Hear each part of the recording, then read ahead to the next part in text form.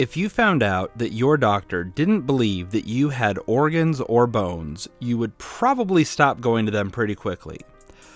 Why then do we go to a doctor to treat our mental and emotional health if they don't believe that we have a soul? Hey everyone, my name is Ray Burns, and I want to equip Christians to think biblically about every area of their lives so that they can keep growing in spiritual maturity. And in this episode, we're going to continue our discussion about psychology. As you may recall from the previous episode, my goal is not to say that psychology is this wicked, evil thing and anyone who uses psychology should feel bad, but instead to point out the fact that while psychology can have some good to it, while it has had success in people's lives, and while there can even be some element of value to it, what I really want to ask is this the best for Christians? Not can we make psychology work with Christianity, but genuinely asking, does psychology actually have room in the life of a follower of Jesus Christ? And again, I would remind you that for all the legal stuff, I am not a doctor. I am not giving medical advice. I am simply discussing questions from a Christian worldview. And today, what we're going to be discussing ultimately is assumptions and conclusions. We're going to be talking about how psychology views people. In other words, what they assume about human nature, or the constitution of man, if you will, what we're made of. From there, we're going to look at, because of what they believe, that will affect how they interpret data and information. And of course, that has to necessarily inform how a psychologist will treat somebody after giving a diagnosis or an interpretation of someone's problems and symptoms. And so this is going to ultimately, throughout this whole series, just expand the discussion from episode to episode. So last episode, just as a quick reminder, we talked about the goal of psychology, which is to help people, but they do it based on a certain worldview of naturalism, which means that everything, our emotions, our thoughts, all of life can be boiled down to the basic elements of the world. And so today, again, we're just going to expand that and look a little more deeply into what it is that psychology as a science and psychologists, those who put it into practice, what they believe about us and how that necessarily has to impact what they understand, what they believe, and then how they go about treating it. And we're going to talk about kind of the three aspects of that. So the assumptions they make, how they interpret that data, and the solutions they offer. And throughout this, so that it's not super dry and scientific, we're just going to talk through a very basic case study alongside these to help us understand how a psychologist might work with somebody. So in this case, we're going to also imagine that we have a parent who is seeing a psychologist because they're constantly angry at their kids. They're constantly yelling. They're always unhappy about their kids and they want to stop. So first, let's talk about number one, the science of psychology. Now, this is before, we are actually in the office, but just psychology in general, what people study, the perspective that books and things are written from. What do they assume about the very basic foundations of human life? Well, obviously, as with all modern science, they assume that the natural world is the only world. In other words, everything that exists is based on essentially the elements on that scientists have discovered. Everything can be boiled down to just a molecular level, and everything that happens can be explained through purely natural means. There is no spiritual world, there's no angels, there's no even soul in a human being. And so even those things that are, we would say, intangible, in other words, you can't see it in a microscope, you can't pick it up, you can't touch it, you can't eat it, those intangible things like our emotions, our thoughts, why we experience things how we do, our personality, all of that, even though we can't scientifically test it, from a naturalist point of view, all of that can also be explained by purely physical means. So your thoughts, your emotions, your personality really boils down to the stuff going on inside your brain. Your chemical reactions, your electrical impulses. It can even be how your upbringing has crafted you to view things in such a way. In other words, your natural conditioning, your training throughout life, so that if you get angry, it can be because of something natural in your brain. It can be because of how you were raised. Maybe you grew up in an angry household. Maybe the media and things, or the friends that you were around with, maybe that has led to you reacting angrily to situations. The same thing for someone who is peaceful, or who is loving, or who works too hard, or who has a drug addiction. All of these things can be traced to purely natural means. And so whatever it is that you experience, your thoughts, your feelings, it is all rooted in a very natural explanation. It's not because of your soul. It's not because even you're necessarily evil or bad for the things that you think or desire or do. It's just that your thoughts, your actions are not compatible with the society or the culture that you're in, and therefore they are seen as bad or negative because they are either harming you or they go against what your society has deemed as appropriate. And so with our case study, with this parent struggling with anger, they would simply start with the basic understanding that if a parent is getting angry with their children, it is because they are reacting in a natural way. It's either there is something chemically going on, it is because of their upbringing, there is something happening, there is something about their behavior and their actions that we can explain and we can tie to just the natural world. And so as we are going to be moving on, we would be looking at this parent's problems not in terms of, they are sinful or they are evil, or, this is coming from some outside intangible spiritual issue, but simply it's a natural thing with natural explanations and therefore a natural solution. Now, after a psychologist starts with the basic science, before they even see a patient, they're already making assumptions about what they're made of and that they are all purely natural and that everything can be understood, explained, and viewed naturalistically. Now we're going to get to the second part of what a psychologist does, and that is that they are going to interpret the data that they see. In other words, they're going to filter what they are experiencing, what a patient is telling them or what they're observing, and they're going to filter it through a worldview. And remember, a worldview is ultimately, how you view the world, to put it simply, but really it is what you believe is true and not true, and therefore when you encounter anything in life, you hold it up against what you believe about everything to choose what to accept, choose what to reject, and to help you understand and interpret what it is that you're experiencing so that it makes sense and is consistent with your belief system. And so again, based on what psychology and psychologists start with, right, that number one, those assumptions, they're now going to start interpreting. And I've had a fairly long discussion on this, and I can link that down below, but I have an article and a podcast episode on science and the Bible, and we talked a lot about this, and how you have science and you have scientists.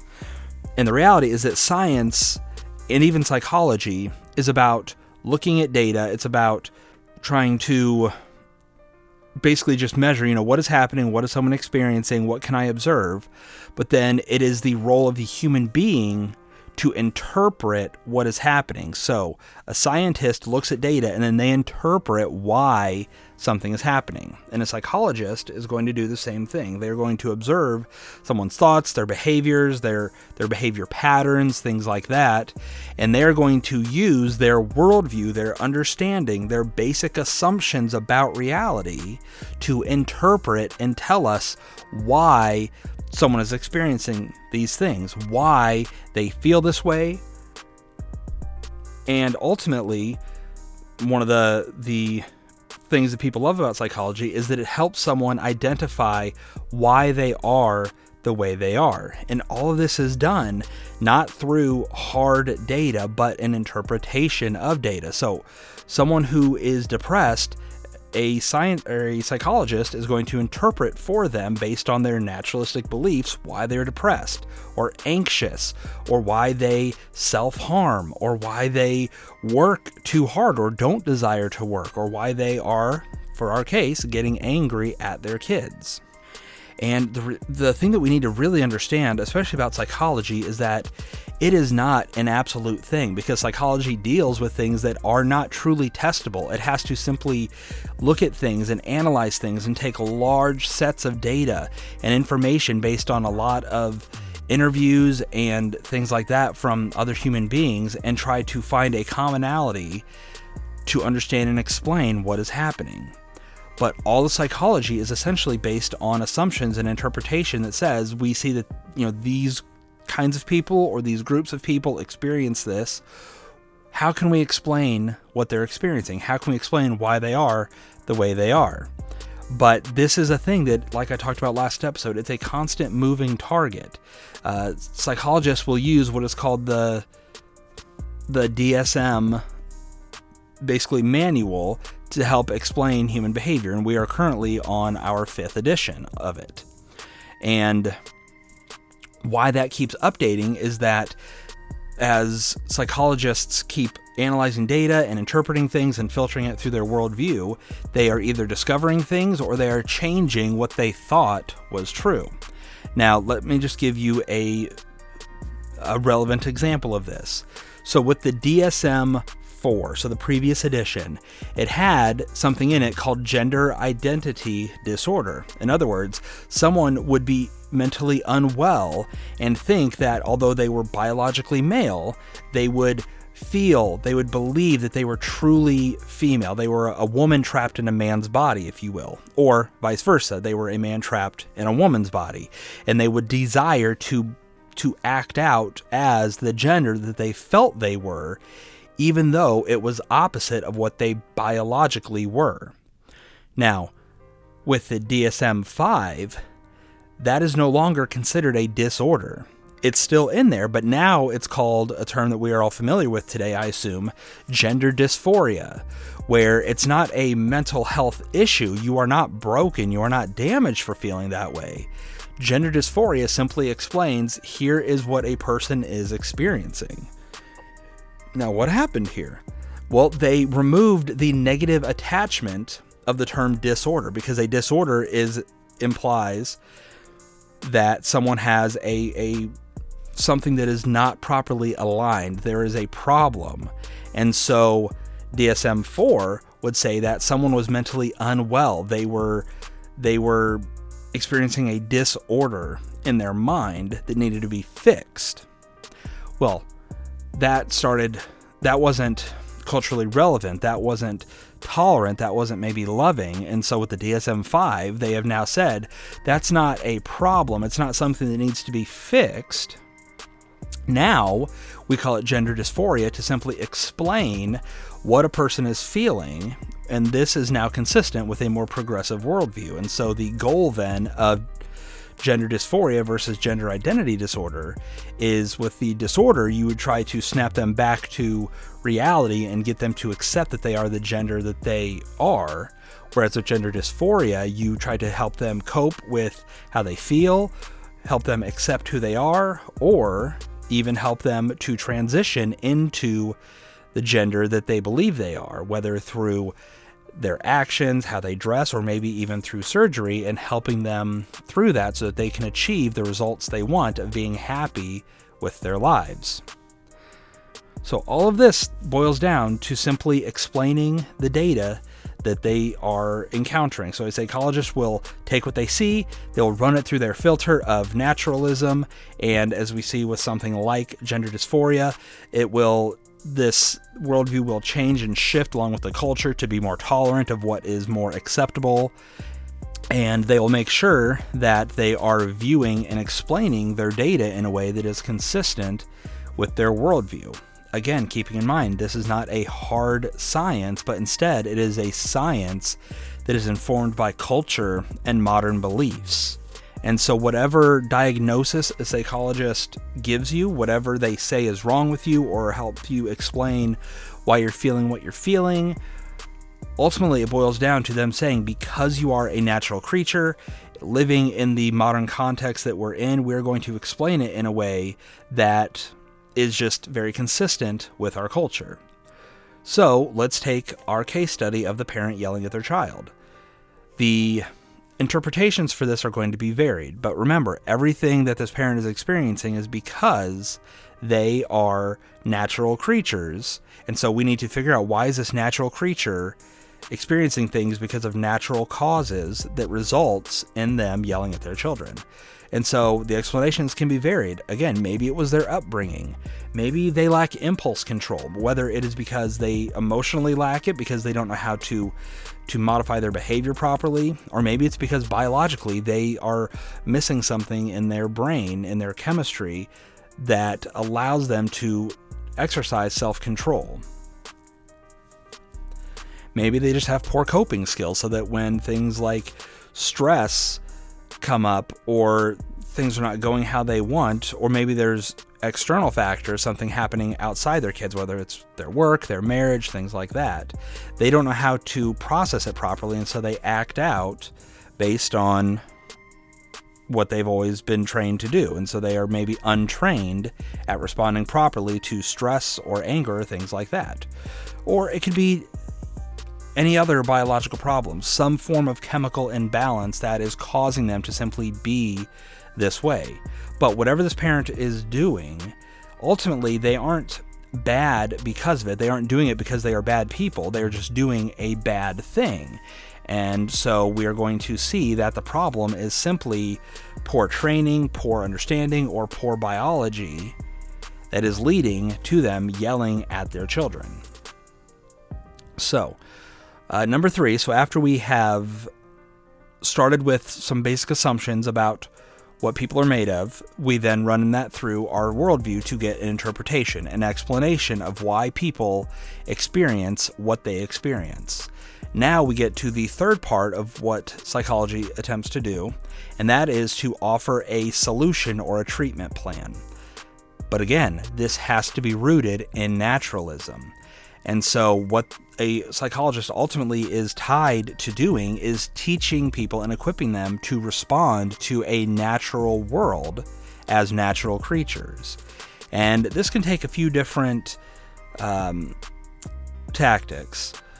So a lot of times, especially with modern psychology, you will have some form of training or behavior modification. This is, as I said, part of cognitive behavioral therapy, where you are teaching people when they encounter something that instead of thinking it like this and therefore responding like this, we want to think of it like a different way so that we can respond a different way. And so there will be a lot of efforts of essentially training and conditioning someone to override their natural inclinations and instead to adopt or choose new inclinations, new ways of behaving and responding to different stimuli or situations and things around them. Another thing that they will do is to try to confront past trauma that affects their thought patterns, their pathways, and things like that. So they will look at what happened to you in the past. Let's talk about your parents, your school, your upbringing, things like that. You know, what has happened in the past that has essentially trained you to be a natural creature who responds to stress, to whatever, in this way. And so you get anxious, maybe because you're poorly trained, but also maybe because historically your parent was always very high pressure on you and that taught you to be anxious, or you've had a lot of bad things happen to you and so you're constantly waiting for a new bad thing to come up. They will, explain things to you because of your personality type, or any number of things, whatever it is that their interpretation says, they'll then say, because of that, we now need to talk through things, to confront your past issues, and ultimately even to accept your issues. So to accept and embrace who you are, to love yourself more, to stop, trying to fight who you naturally are, and instead love yourself, embrace yourself, accept who you are, who other people are, and things like that. And again, there's obviously so many reasons that people will see a psychologist, that what they need to train them in or the past traumas that they need to confront are going to vary so wildly. But ultimately, it's going to come down to natural explanations and therefore natural solutions, right? Either you need to train yourself like you would train a dog or a tiger to behave differently. And if you can behave differently, then you're fixed, because as a natural creature, your biggest problem is how you act, how you think. Or you just confront past traumas to be able to accept how things are now and therefore be able to grow, usually growing in a way that modifies your behavior. But a third thing that can be a solution is simply medication. And again, psychologists don't do this directly. They will work with a medical doctor or a psychiatrist who is trained and authorized to prescribe medication, but they will work with them to help support their patient emotionally and mentally while this medicine does its job. And now, one thing that is very important to note, and again, I'm coming at this not just from a high-minded, cold view on psychology, but understanding that this is something that Christians go through and experience. And so one thing I want to point out, because there's not a perfect time in this to point it out. So from my own experience and from talking to Christians, a lot of times someone will go to a doctor or a psychologist, and based on symptoms, based on what you're experiencing, a trained medical professional will tell you you have a biological problem, you have chemical imbalances in your brain, or you don't produce enough serotonin or something like that. But you have a medical problem that we need to treat medicinally. We need to treat it medically because it's a medical problem. Now, here is the huge issue with that. A lot of people, they'll find great comfort and say, oh, it's just my biology. I can understand all this because it's not my fault. It's just how my brain is wired. And some people will even find their identity in this and say, oh, I'm just someone with a brain that doesn't work. And there's a strange sense of pride or bragginess or feeling better about yourself because you're unique or different. But here's the reality. I have not experienced anyone, and I've talked to several people, and again, my own experience, I have not met anyone who says, yes, I have a chemical imbalance in my brain, and that is why I get depressed, or that's why I'm anxious. And I'll ask them, have you been tested? Has a doctor actually shown you and proven to you that you genuinely have a medical imbalance that needs to be treated naturally? And nobody that I have ever met has ever said, yes, I have actually been medically tested for a medical condition. Instead, what always happens, whether it's a family doctor, psychiatrist, psychologist, they will listen to what you are experiencing and tell you, based on your symptoms, what is physically wrong with you. Now, really think about this. They are saying that there is something that is actually provably wrong. Like, they could look into your head, do tests, and tell you that something is wrong with you. Now, let's take this with another medical diagnosis. If you go to a doctor and you tell them, hey, I've been having really bad migraines, and they say, oh, you've got brain cancer, let's start you on chemo, you're gonna hit the brakes really quick, right? Because you're not gonna say, whoa, you haven't looked at anything, you haven't done any tests, you're just telling me that I have something physically wrong with me based on what I'm telling you. Now, we would not accept that with cancer, but millions of people accept that with things like depression. They will just tell a doctor how they feel and accept that a doctor is going to say, oh, well, it's just your chemicals, and just go on and take medication and just assume that nothing can be done outside of hoping that their medicine fixes them. It's a huge problem. So again, that's not the primary point of this episode, but I really want to say out there that for people who feel like they are locked in, that they are a victim of their biology because they have chemical imbalances in their brains, if you haven't been tested, then you're accepting that you have cancer without a single scan or test being done. But anyway, moving on from that. So again, these solutions are all based in naturalism. So they start with the foundation, they start with a natural interpretation, and therefore they have to go to a natural solution, a natural remedy. It'll be through training, it'll be through confronting past trauma, or it will be through medication. Now, let's take our parent again as this case study. So we know that our parent is a natural creature. We interpret a variety of things through a lot of questions, a lot of analysis. Several hours worth of work are going to go in before we're going to maybe comfortably diagnose what their problem is. But based on our interpretation of why they are yelling at their children, we are going to treat them naturalistically. We're going to teach them some training or behavior modification because we just want them to stop yelling at their kids. Even if they want to yell at their kids, we're going to train them not to. We will go through a lot of talk therapy and maybe soothe them and help them confront other issues that are coming up. We might have them try to change their environment, whether it's where they are having issues with their kids, whether it's their job, things like that. If their environment is contributing to it, if the environment can be changed, let's try to change that. Maybe we'll just teach them acceptance. Because of an abusive upbringing or stress or trauma, this is just how they react. And so we're going to keep working with them to find better solutions, but ultimately they need to accept that they really just can't help themselves. Or we might send them off to a psychiatrist or a medical doctor to try to get some form of medication that can help them feel a sense of calm, a sense of peace, maybe less stress and things like that. And we'll work alongside this medical doctor in order to be a support system for this patient's emotions and mental health while they are being, biologically helped by a doctor. But ultimately, everything we're going to do is we're going to find the natural issues that are causing it and therefore find natural solutions to respond to them. Now, up to this point, maybe again, this doesn't sound all bad. Of course it's our past trauma. Of course we just need to learn to behave better. Of course we need to perhaps take medication to help us have better control over things that we can't otherwise control. But here's the big problem. Here's the big turn in this episode.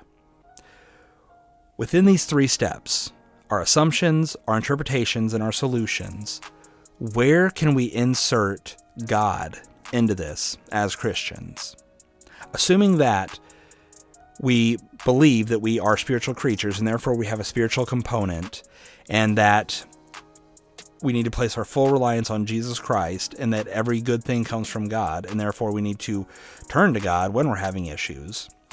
Where does God fit into the psychology model here? Because we have science, interpretation, and solutions all based on naturalism, and yet we know that we worship a God who is spirit.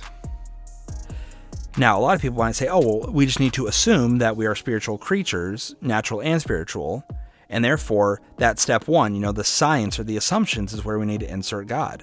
But we can't, because if we assume that human beings are equally natural and spiritual creatures, not just mostly natural with a little bit of spiritualness to them, but instead they are the physical as important as the spiritual, then if we start with that assumption in step 1, that is going to completely change how we interpret things in step 2, and psychology will completely fall apart because all of psychology's interpretations are based on naturalism.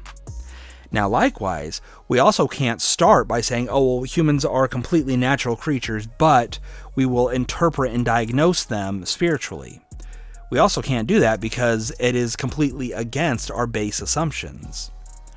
And so whenever Christians are using psychology, the biggest problem that they're running into is that they are starting with a foundation in a science that is natural. They take interpretations that have to be natural because of the science behind it, because of the diagnostic tools used. It's all based on naturalism, so it's going to interpret things with naturalism. And so whenever Christians try to add God to the mix, they do it in step 3, which is the solution. Now, maybe on the surface that doesn't sound so bad. Yes, I see all these problems naturally, but God can help me spiritually. But here's what we have to accept and acknowledge and realize is that if we add God only in step 3, what can the Bible really do for us? I'm going to argue that the best thing that we can use God for, if we are letting psychology diagnose what's wrong with us, is that at best, the Bible is just going to soothe our natural problems. Now, what that actually looks like, we'll actually get into in the next episode. But ultimately, what's going to end up happening is that the Bible and God and Jesus Christ, the power of the Holy Spirit in our lives, they are all going to take a backseat to psychology, and they will basically be there to support what psychology is doing. They're going to be an extra benefit to the treatment of a naturalistic version of viewing human beings and understanding their problems and then treating them. And that's because psychology itself, it's already built on a false worldview. And that worldview is going to affect conclusions. So if naturalism does not have room for God in it, it is in a way anti-God. Not that it exists to hate God, but it simply says God doesn't exist, so we're not going to consider him in anything we do. Then the assumptions that we make are also going to be anti-God, because if there's no room for God in what we believe about the world, there's going to be no room for God in how we interpret things that are happening in the world. And with psychology, that means that there is no room for God in how we explain human thought, emotions, and behavior. And that necessarily means that as we are trying to find solutions to these problems where God is not present, these solutions also cannot have God in them. And even Christian psychology, or Christians who take psychology and try to add spirituality to it, you are trying to just force God into the last part of a worldview process where God was not at all considered. You can't do it. You really can't. And as Christians, this should bother us, because we need to consider what the Christian worldview is. Now again, I'll dig deeper into this in a future episode. This episode is ultimately about how psychologists view us, interpret us, and then give us solutions. It's all based on naturalism. But I want us to really start considering the fact that as Christians, we don't live in a naturalistic world. We know we don't. Not just because we're Christians, but as Christians, we understand that even atheistic secular psychologists are spiritual creatures, living in a world made by a God who is spirit. And we know that. I mean, John 4:24 says that God is spirit, and those who worship him must worship in spirit and truth. So we know that God is not just a physical being who created a physical universe. He is a spiritual being who has created humans who are both physical and spiritual. And if you maybe aren't on board with that, I've got, once again, a whole podcast and blog series that talks about our body, soul, and spirit and how they work together. And I will link that down in the show notes as well if you are not familiar with that. But ultimately, that proves, if we believe what God's word says, that human beings are physical and spiritual creatures. And that not only that, but our natural and spiritual selves are linked. They aren't separate things where we experience things physically, but our spiritual side is not at all affected, or that our spiritual side can experience things and our physical isn't affected. And in that series, one of the things I point out is that when you are hungry or sleepy, just really tired and exhausted, it affects your spiritual self. I mean, think about the term hangry, right? You're hungry and so you get angry. Or when you're really tired, you have a very short fuse and you are much more likely to sin against people in your lack of gentleness or even your anger. And that's all because of what is happening to us physically. And likewise, when we experience sorrow or happiness or even joy, our bodies are physically affected. There is a biological response to something that's happening spiritually inside of us. And so as Christians, that is the worldview that we are starting with. That is the assumption that we are making. We assume we are both physical and spiritual creatures and that they each have an impact on the other. Our spiritual self affects not just our physical health, but our physical actions. And the things that we do physically are going to impact the spiritual side of us. And because of that, we are incompatible with psychology. Because psychology, again, prioritizes only the physical. It assumes only the physical exists, and therefore they ignore our entire spiritual component. And so even if you have someone and you say, oh, well, my psychologist is a Christian psychologist, or I'm a Christian using psychology, I'm going to be honest and say that your personal beliefs or your psychologist's personal beliefs don't matter, because you can't change the core assumptions of the science of psychology. And you can't change how those core assumptions and that naturalistic worldview affects all these interpretations and diagnoses found in things like the DSM-5 manual that psychologists use to explain why you are the way you are. It doesn't matter how you want to put God and maybe even try to squeeze in the Bible in step 3 of treating the problems, because you're already assuming that the problems are rooted in a natural world and have purely natural causes. And so when our assumptions and our interpretations don't have room for God, then when it comes to our solution, we put God under the authority of a naturalistic, secular psychology, because it starts with man's assumptions about the world as our primary means of understanding truth. And then we use man's worldview and secular understanding of the world to explain why things are happening. And so then when we finally decide to add God into the mix, God is coming in and saying, okay, God, you need to help me with things that can only be explained because of my chemicals or my poor training and behavior or my upbringing. Things that are not my fault. It has nothing to do with my decisions, my sin. That doesn't have room for it. I just need you to help me feel better, help me to focus better, and to change my behavior.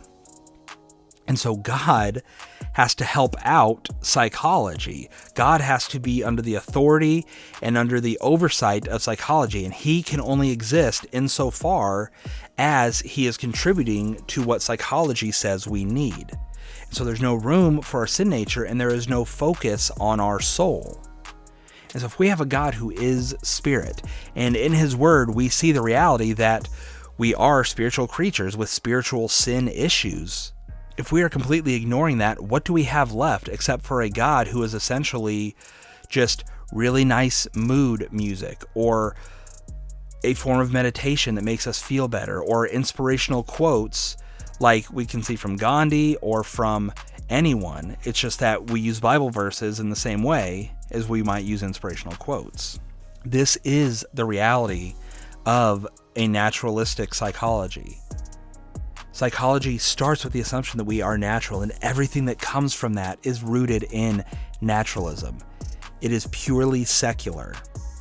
And this is why I said at the very first episode, a lot of people are going to be bothered by this, because this threatens everything about a lot of people's identities, everything that they've understood about themselves. Maybe even for decades, people have always assumed this is how I am and I can't help it. And to see that our assumptions, the things that we believe about ourselves, and even the things that have dictated how we live our lives, how we talk to others, what we do and don't do, all of it is based on a secular assumption, on a worldview that it already hates God. That threatens a lot about what we understand about ourselves as truth. But again, my goal here isn't to just beat up psychology. It's not to beat up people for using psychology.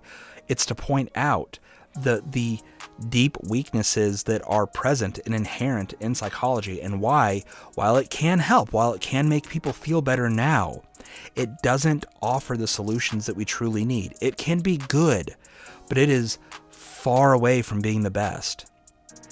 And as this episode has started to help us reveal, it's not just that we need to use psychology with Christianity, but that the core psychology is essentially rotten. It starts with a foundation that doesn't believe in God, and therefore everything that comes out of that also does not have room for God. And if we don't want God to just be under the authority of secular reasoning, of human wisdom, if we don't want God to just be a side participant, a brief guest in our story of recovery, then we have to really ask, can God truly be our primary source of satisfaction, of joy, of even salvation, if we are only allowing him to work in ways that are in line with our secular interpretation of what we're experiencing? And this episode has started to answer that question as no, and we'll get into that more next time. But for now, just to wrap this up, in episode 1, we talked about the goal of psychology. In this episode, we talked about how psychology interprets information and gives us solutions, all of it rooted in a secular worldview because it has nothing to do with God. If what's wrong with us it has nothing to do with God, then what we need has nothing to do with God. Now, as you kind of wind down this episode and hopefully are looking forward to the next one, again, I'd like to give you just a little bit of homework or a little something to consider and think about at the end of this episode. Number 1, I would encourage you, if you have not yet, to listen to my series on the body, soul, and spirit. It is very long. It will tide you over until the next episode. But if you are not sure if we are truly spiritual beings, or if you know that we are, but you aren't really sure how much one affects the other, I would highly recommend that series. And then in terms of using this episode, I want you to just start thinking with this discussion on how, if you've been given some kind of diagnosis, whether through a professional or whether you've self-diagnosed something about yourself, are you starting to rethink what you assumed about yourself? A diagnosis, an explanation for your behavior or thoughts that you once trusted in has probably been threatened and challenged from this episode. So, do you think that it's necessary to rethink that? And if so, what are you going to do about that? How else can you explain these things if what psychology has told you is wrong? So, just think about that, consider the things that have been said and explained in this episode, and don't despair, don't give up hope, and don't feel like everything means nothing and you should just give up. Because as the series continues, we're going to start seeing that, again, while psychology is good, there's a much better explanation out there for us, and one that doesn't just make us feel better now, but will give us ultimate joy, hope, and satisfaction in Jesus Christ. And make sure you come back for the next episode, where we will talk about what psychology promises to save us from, and if that's what we truly need to be saved from.